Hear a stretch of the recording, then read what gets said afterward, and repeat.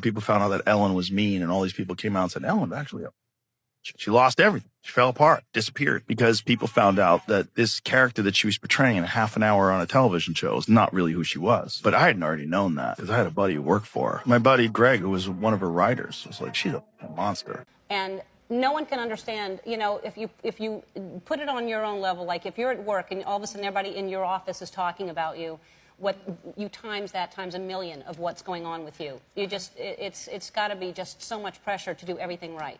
Well, you do, but there's some times where, you have to just let loose. I mean, I try not to pay too much attention to, like, tabloids and stuff like that of what they say about you and everything, and, Ellen's rough. And you see, like, a lot of people saying that someone who seems so nice is not nice at all. She doesn't seem nice, but that people have a very poor judge of character. She doesn't seem nice. It seems forced. People that are like that all the time, she doesn't seem nice. It's very forced. For 2 decades, Ellen DeGeneres sat behind that desk, hugged strangers, gave away cars, and had an entire country convinced she was America's sweetheart. The kindness, the warmth, the brand, all of it a performance. But here's what almost nobody is connecting. The same woman who interviewed presidents who sat next to Oprah was allegedly tied to the exact same network that kept Britney Spears locked inside a conservatorship for 13 years. And when Joe Rogan figured that out, he didn't whisper it. He lost it on air. She goes out there to the Charleston. He's got war criminals. Her and Bush are jumping around.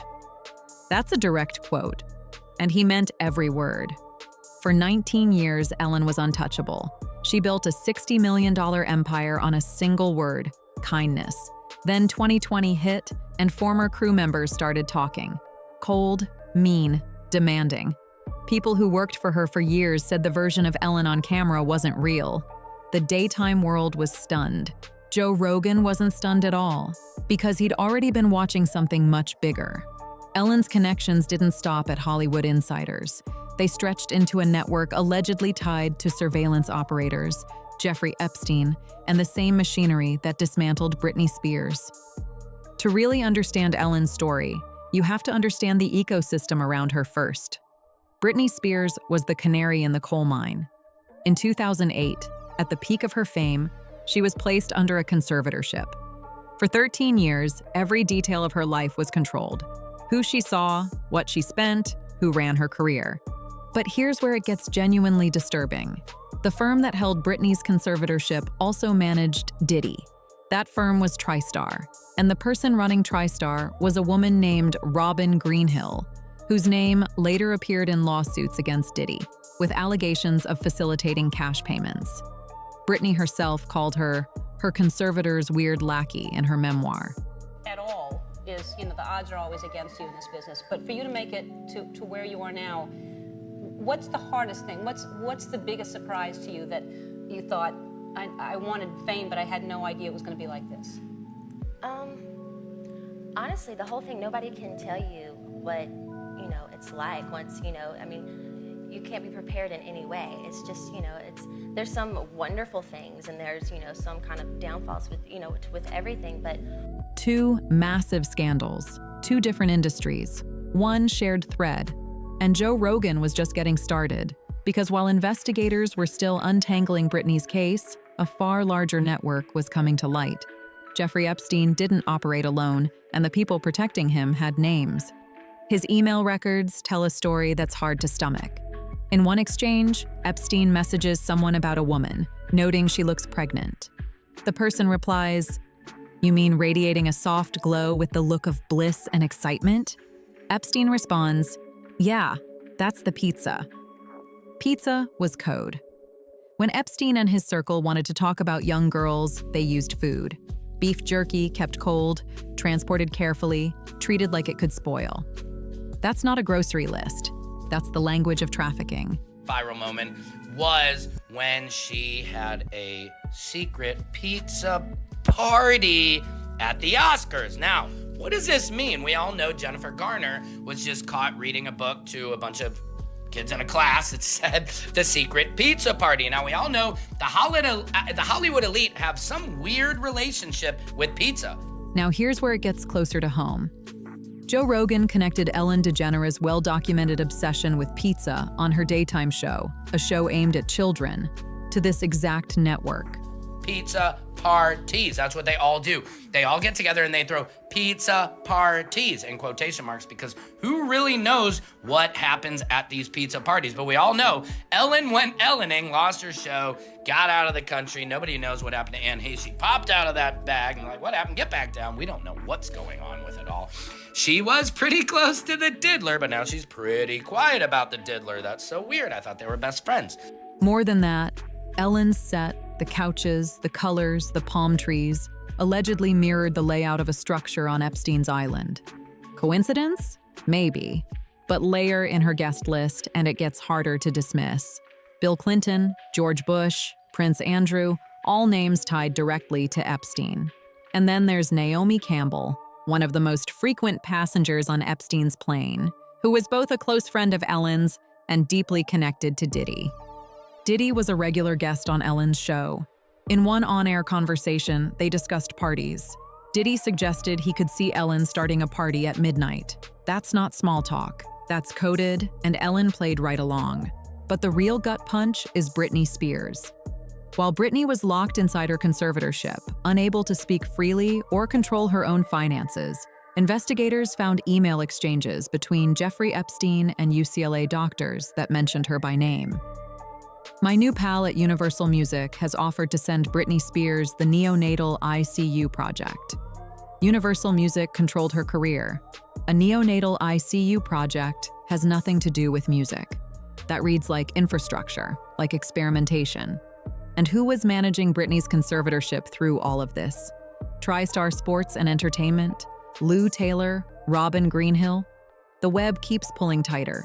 That would be Lou Taylor, who owns TriStar Sports and Entertainment Group, and her little sidekick, Robin Greenhill. Being that I am a day one Britney fan and seeing how she fell into the trap of this conservatorship, it pains me that nothing ever happened with these two women. Lou Taylor was named as the person who was behind putting Britney Spears in her conservatorship, allegedly, but also, according to Lindsay Lohan's father, she also tried to get Lindsay Lohan in a conservatorship, and according to Courtney Love, she also tried to get her into a conservatorship. The people who would later be tied to Diddy's case were the same ones recording Britney in her bedroom, all while she was locked under a conservatorship buried in sealed court filings and closed-door family sessions. When Britney Spears was released from her conservatorship, it was revealed that she was actually missing millions of dollars, and allegedly the number was 600 million. Even though these two were supposed to sit down for a deposition, they were never charged, nothing ever happened, and it was alleged that Lou Taylor was the one that stole the money, and Robin Greenhill allegedly put surveillance cameras in Britney's home to spy on her. That's the world Ellen was operating in. If you're wondering what does any of this have to do with Diddy, well, let me tell you. Lou Taylor, who has known Diddy since well into the 90s, is his business manager. Robin Greenhill is the service director for the company TriStar Sports and Entertainment, which is Lou Taylor's company. About 6 months ago, a rapper by the name of Lil Rod filed a lawsuit against Diddy, and in this lawsuit, he named Robin Greenhill as the person that was paying off the women that Diddy was allegedly trafficking. Now, remember earlier I said Lou Taylor was known for allegedly trying to put artists into conservatorships. And according to Britney Spears' book, Lou Taylor did it by going through her parents. According to Michael Lohan, Lou Taylor tried to do it to Lindsay by going through her mother. And here's the thing. Ellen didn't just interview celebrities. She studied them. She tested them. She looked for the crack in the wall. Take the moment with Mariah Carey, the two of them toasting on screen like it was all fun and games. Years later, Mariah revealed she had suffered a miscarriage not long after that appearance. That cute joke was poking at someone's deepest pain. This wasn't accidental. It was Ellen's pattern. Surface a vulnerability, extract the leverage, file it away. And whatever, you're allowed to be a bitch, right? You're allowed to be a bitch, you're allowed to be nasty to people, you're accomplished, you're a comedian, you did the whole thing. What you're not allowed to do is have a Guantanamo Bay situation in the backstage of your show where everybody's walking around afraid for their life, and it's like Abu Ghraib where they're hooked up to wires and they Dogs have like around them. Yeah, she's got dogs and hoods. If an intern's late, they have a hood on. I don't support that. That's just me. Yeah.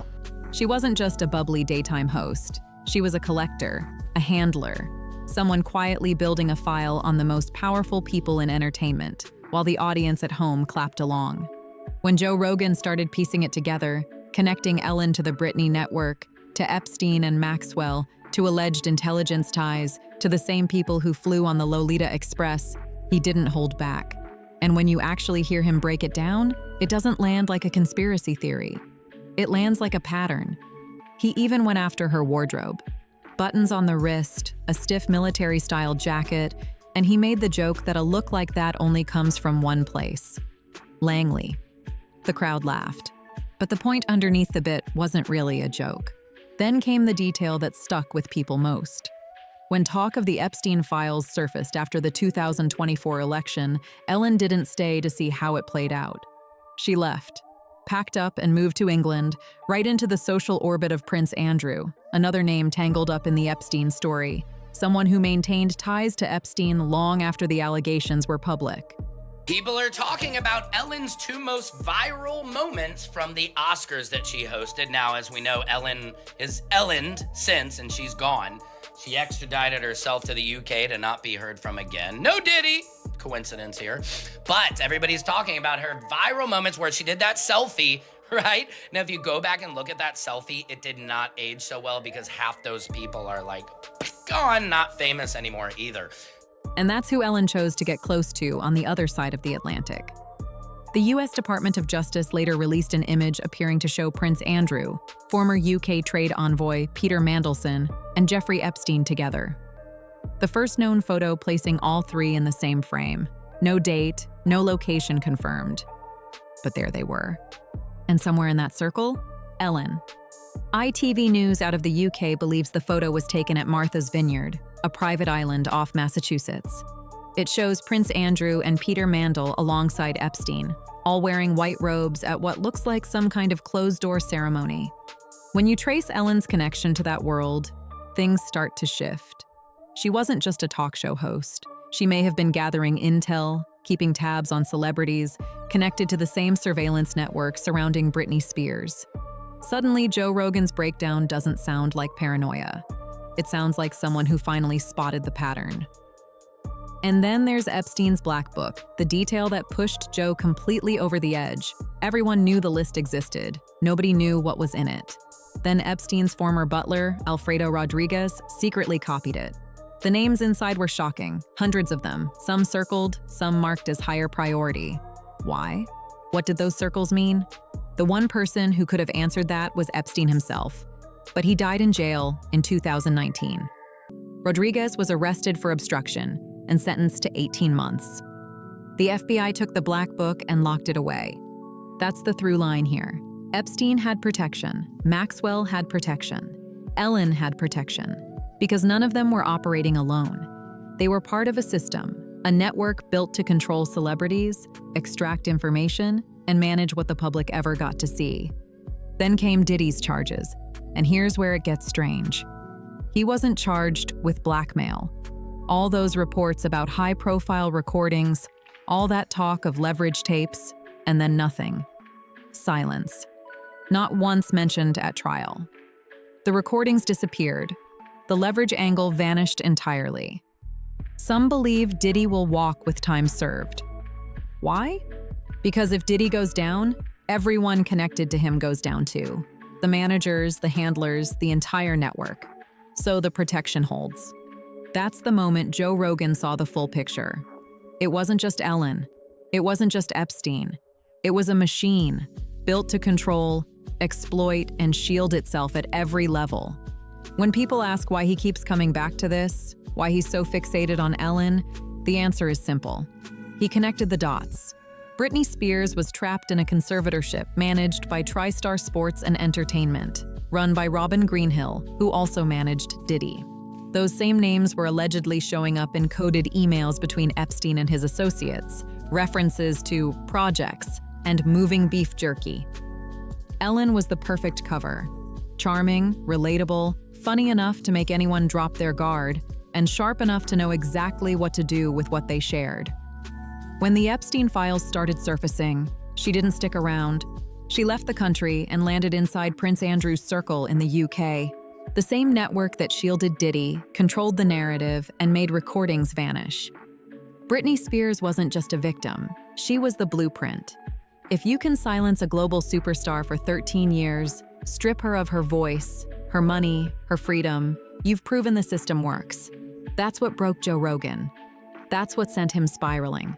Because if Ellen was a handler, if Britney was the trial run, then nothing you ever watched was real. Every interview, every tearful confession on that couch, every breakthrough moment caught on camera, it was extraction. It was surveillance dressed up as daytime TV. And here's where it gets darker. The architecture behind Britney's conservatorship, the same force allegedly circling Kanye and Diddy, reportedly threads straight into government and intelligence agencies at the highest level. Joe Rogan didn't lose his mind. He saw something the rest of us weren't ready to look at, and he couldn't unsee it. The real question isn't whether any of this is true, it's why so few people are asking. If this kind of deep dive is what you're here for, subscribe for more Hollywood deep dives. See you in the next one.